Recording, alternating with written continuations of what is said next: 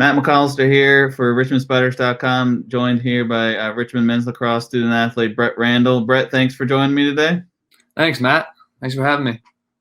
So obviously you're back home due to COVID-19. Let's go back almost a little over a month now.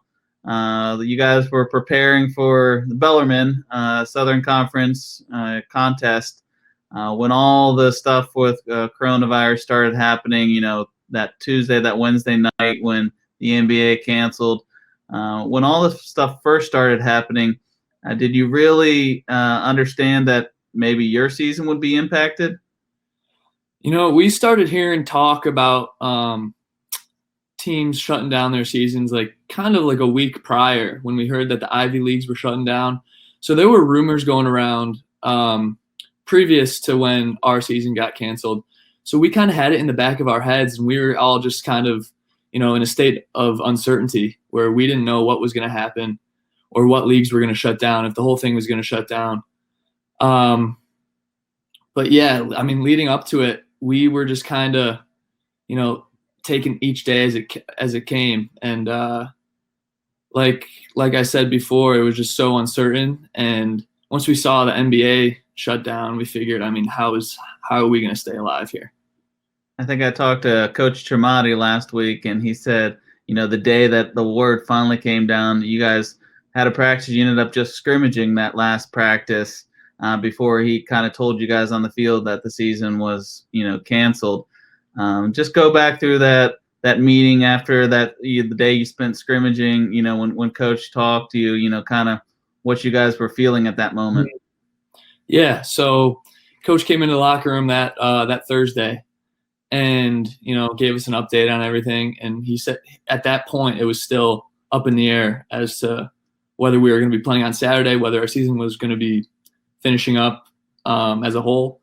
So he, in order to, kind of get everybody, just kind of cover his ground and make sure that if it does happen to be our last day, we just had kind of like a inter squad scrimmage play day where we had two seniors draft teams, and it was actually a really fun time. So we had a good time with it, and I think word ended up coming out at halftime. Some of the injured guys found out at halftime. I personally did not find out until after the scrimmage when Coach brought us all into the huddle and broke the news to us. We were all, all on a knee, and you look around and you see guys starting to tear up and coach starting to get emotional. It was just kind of like we all just saw a ghost or something. We were all just in awe, and it got pretty emotional. And we all ended up staying out on the turf for quite a long time after, just enjoying each other's company, thanking the seniors. Because I know it's tough for us underclassmen, but for the seniors getting their last season cut short like that, I can't even imagine how that feels for them. What was really your message to your fellow teammates, as you're trying to comprehend all this yourself, but also what message were you trying to portray to them? Just to stay positive, because it sucks that it's happening to us, but a thought that really got me through it and that I was trying to portray to others was that it's not just us. This is happening to everybody throughout the country, throughout the world. So it's not like we're the only ones. We're in this together with everybody, and that thought was kind of comforting, and just enjoying each other's company too, I think really helps. And now you're obviously back home. How are you handling, the stay at home and kind of staying with your family? Yeah, things are different for sure.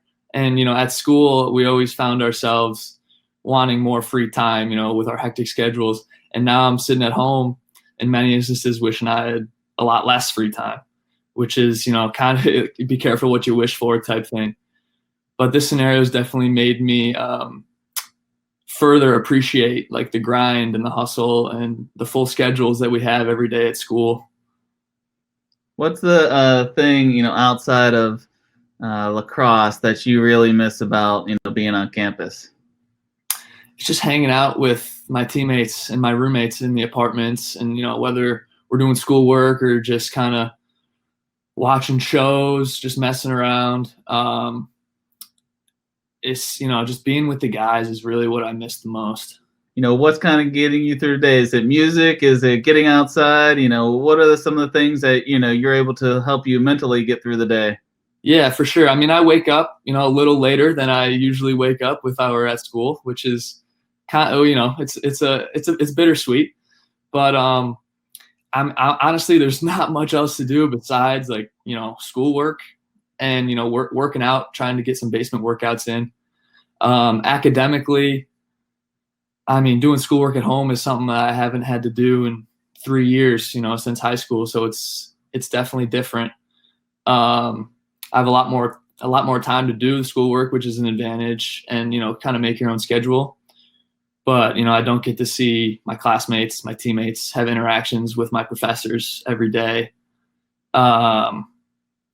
And obviously, missing all the resources that Richmond gives their students, specifically the Wi-Fi, because like we had troubles at the beginning of this interview, the Wi-Fi is not always the best. So I'm dueling it out with my parents, my sister, who are also trying to get some work done for the best Wi-Fi spots in the house. There you go. And then finally, what do you have any message to your Spider men's lacrosse teammates and fans that you want to portray at this time? Just saying that this is just a small little bump in the road. We are a very persevering team, and we're gonna get through this. And it's not what happens to you. It's how you bounce back and how you react to it. So I'm going in it with that mindset, and hopefully we can come out of this ready to go come fall, ideally, and be back and better than ever. All right. Well, I appreciate you taking the time to talk with me, and I look forward to you to be back on campus as soon as possible. Awesome, Matt. Thanks for having me.